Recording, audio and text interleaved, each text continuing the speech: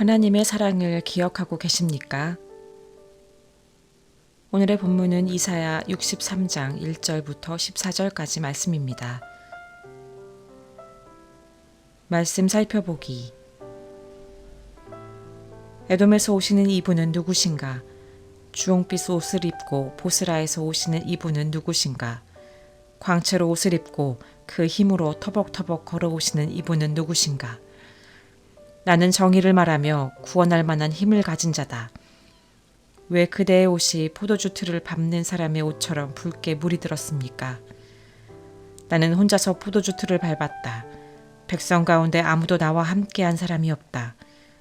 내가 노여워서 그들을 내리밟았고 분이 나서 그들을 짓밟았다. 그러자 그들의 피가 내 옷에 튀어서 내 옷이 온통 피로 더러워진 것이다.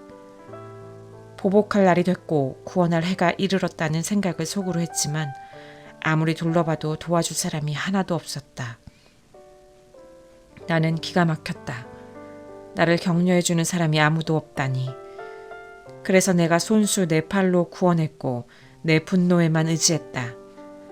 내가 화가 나서 민족들을 짓밟았고 내가 분이 나서 그들을 취하게 하고 그들의 피를 땅에 쏟아냈다. 나는 여호와의 사랑을 떠올려 말하고 여호와께서 우리를 위해 하신 모든 일로 여호와를 찬양하겠다.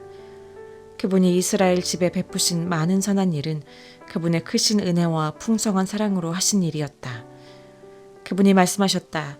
그들은 분명히 내 백성이며 나를 속이는 자녀들이 아니다. 그래서 그분은 그들의 구원자가 되셨다. 그들 모두가 고난을 받을 때 그분도 친히 고난을 받으셨다. 천사를 보내 구하시지 않고 그분이 친히 그들을 구해주셨다. 그들을 사랑하시고 가엾게 여기셔서 그들을 구하신 것이다. 긴 세월 동안 언제나 그들을 높이 드시고 안아주셨다. 그러나 그들이 반역하고 그분의 거룩한 마음을 슬프게 했다. 그래서 그분은 그들의 원수가 되셔서 친히 그들과 싸우셨다. 그러다가 그들은 오래전 모세의 시절을 떠올렸다. 양떼를 거느리던 목자를 바다에서 이끌어 올리신 그분이 지금은 어디에 계실까? 그들 가운데 그분의 거룩한 영을 넣어주신 그분이 지금은 어디에 계실까?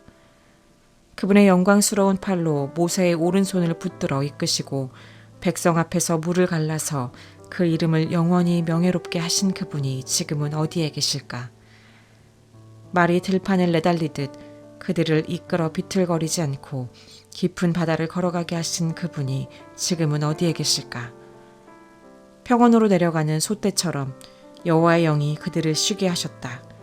주께서 이렇게 주의 백성을 인도하셔서 그 이름을 스스로 영광스럽게 하셨다. 오늘의 팁 1절에 나온 에돔은 붉은이라는 뜻으로 에서의 별명이자 에서의 후손을 의미합니다. 장자권을 갈망했던 동생 야곱이 하나님의 언약 가운데 이스라엘이 되었고 그 후손이 하나님의 백성이 되었습니다. 반면 에서는 장자권을 소홀히 여겨 아버지 이삭으로부터 축복을 받지 못했고 하나님께서 인정하셔서 그의 후손이 땅을 얻었지만 하나님의 구원을 받지 못한 민족의 대표격으로 구약 성경은 말하고 있습니다. 역사적으로 BC 586년 예루살렘 성전 멸망의 때에 에돔은 바벨론을 도왔고 형제 국가라 할 수 있는 이스라엘을 약탈했고 이것 때문에 하나님께서 진노하시는 대상이 됩니다. 또 1절에 나온 보스라는 에돔의 수도로 사해 남단에서 북동쪽에 자리 잡고 있습니다. 말씀 이해하기. 오늘 말씀에는 하나님에 대한 상반된 모습이 등장합니다. 먼저 만나게 되는 여호와 하나님은 은혜를 저버린 에돔을 심판하시는 분이십니다.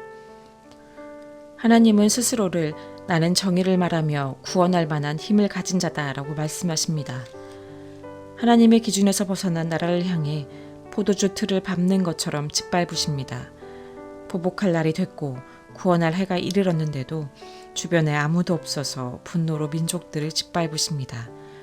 반대로 하나님의 또 다른 모습은 자신의 백성을 신뢰하시는 그들의 구원자로 나타나십니다.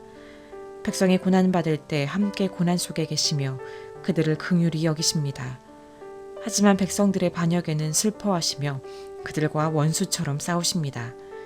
즉 하나님은 자신을 버린 백성을 심판하신 것입니다. 이렇게 보면 하나님의 백성이나 하나님을 등진 민족 모두 자신의 죄 때문에 심판을 받게 됩니다. 하지만 심판의 때에 하나님의 백성이 이방 민족과 다른 점은 하나님께서 행하신 일들을 기억할 수 있다는 것입니다. 예언자는 심판 속에서 모세를 통해 백성을 애굽에서 구원해 주시고 광야에서 인도하셨으며 결국 백성들을 보호하셔서 평안으로 내려가는 솥대처럼 쉬게 하신 분임을 알기에 하나님을 찾고 기억합니다. 자기 백성을 구원하시는 하나님의 성품을 알고 있는 사람은 여호와의 사랑을 생각하고 말할 수 있고 그분을 찬양합니다. 하나님의 심판은 죄가 있는 모든 사람이 겪어야 하는 일입니다. 그러나 하나님을 알고 그분을 찬양하는 백성들은 성경에 소개된 것처럼 하나님의 구원을 경험하게 됩니다. 하나님은 언약에 신실하십니다. 자기 백성은 비록 그 언약을 깰지라도 하나님은 늘 신실하게 백성들을 대하십니다. 비록 이스라엘이 하나님을 버려 국가로는 멸망했지만 예언자들을 통해 새로운 이스라엘을 약속하셨고 그 약속은 예수님을 통해 성취되었습니다. 우리는 바울이 죽음이나 생명도 천사들이나 악마들도 현재일이나 장래일이나 어떤 능력도 높음이나 깊음이나 다른 어떤 피조물도 그리스도 예수 우리 주 안에 있는 하나님의 사랑에서 우리를 끊을 수 없습니다. 라고 고백한 것을 기억해야 합니다. 그리고 예수 그리스도를 통한 하나님의 사랑을 우리 삶에서 적용해야 합니다. 말씀 따라 살아가기. 예수님을 통해 주시는 하나님의 사랑을 경험하고 계십니까? 내 삶 속에서 나타난 하나님의 사랑을 묵상하고 하나님을 찬양합시다. 말씀대로 기도하기.